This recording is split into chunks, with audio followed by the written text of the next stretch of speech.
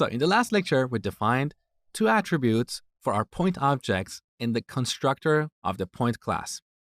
So now, whenever we create a new point object, this point object will have these attributes by default.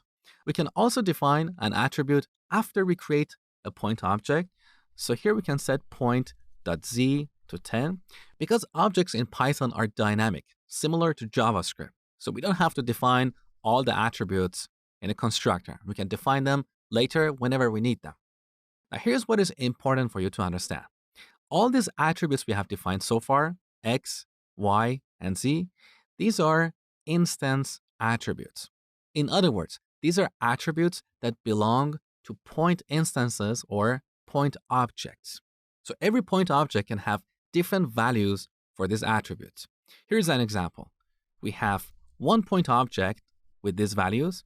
We can create another point object with different set of values, and then draw that on a terminal. When we run this, you can see we have 2 point objects, and these are completely independent of each other.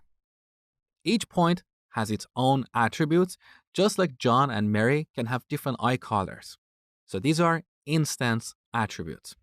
But we can also define class attributes, and these are attributes that we define at the class level, and they are the same across all instances of a class.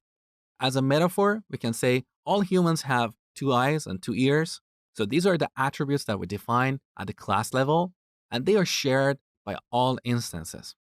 So back to our point example, here we can define a class level attribute in the body of this class like this: default color.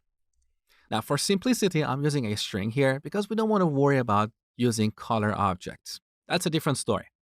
So now we have a class level attribute, and we can read this via a class reference or an object reference. Let me show you what I mean. So here on line 12, we have a point object. We can use this object reference to get access to the default color attribute and then print it. But we can also use the point class to get access to this attribute. Let's print both of them and run our program. So we get red and red. Now, as I told you before, class attributes are shared across all instances of a class. So here, before we print the default color, if I change point.defaultColor to, let's say, yellow. Note that here on line 11, I'm using a class reference, so I'm not working with any point objects. I'm working with the point class. Now, when we run this program, you can see that the default color of this point object is changed to yellow.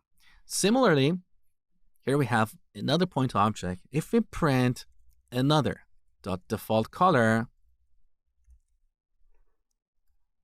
the value of this attribute is also changed.